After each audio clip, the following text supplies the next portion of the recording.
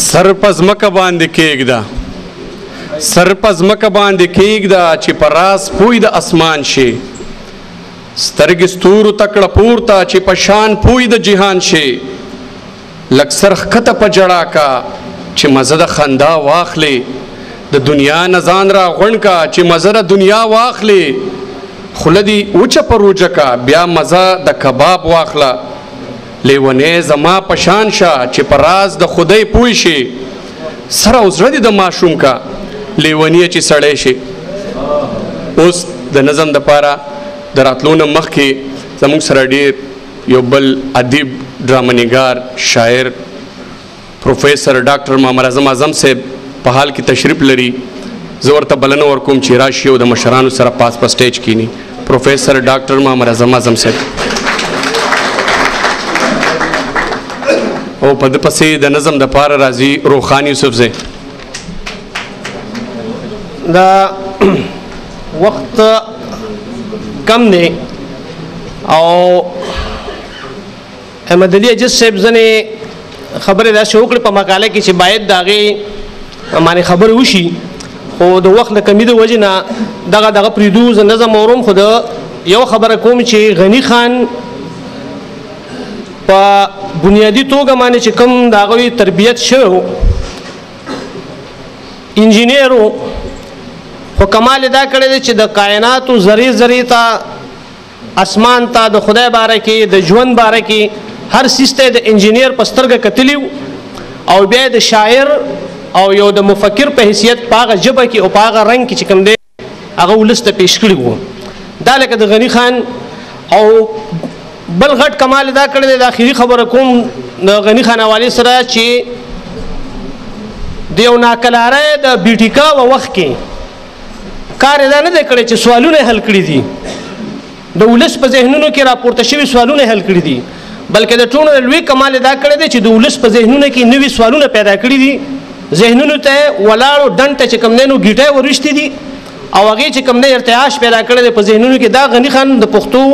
زمونږ په جدید د 90مې صدۍ په شاعرانو کې دا واحد سړی دی چې د کائناتو باره کې، د مرګ او د ژوند باره کې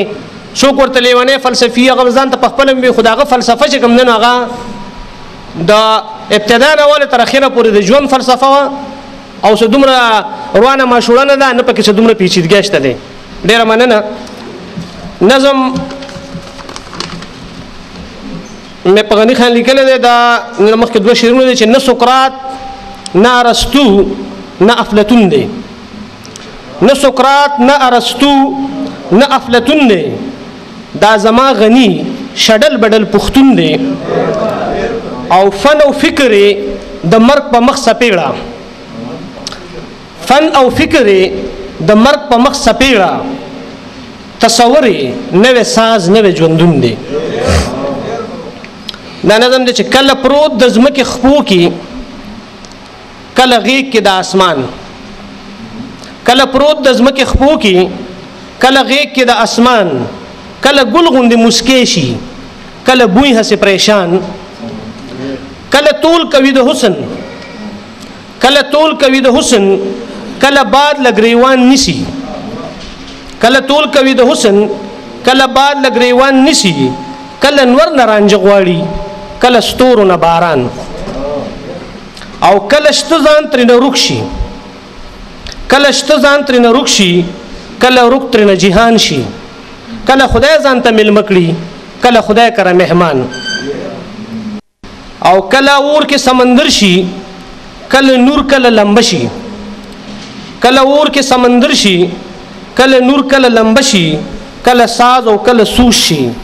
کله جام کله جانان، او کله مینه د لودي شي، کله مینه د لودي شي،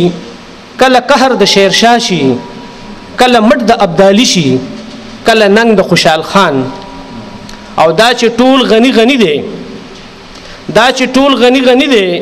په مسلک د لیونی دی، نه ملنګ دی نه ولی دی نه نواب دی او نه خان. دا چې ټول غني غني دی په مسلک د لیونی دی، نه ملنګ دی نه ولی دی نه نواب دی او نه خان. او د همه لارو خبر شم، په همه فلسفو پوه شم، د همه لارو خبر شم په همه فلسفو پوه شم چې مې ولوستو روښانه د پښتون پښتو قرآن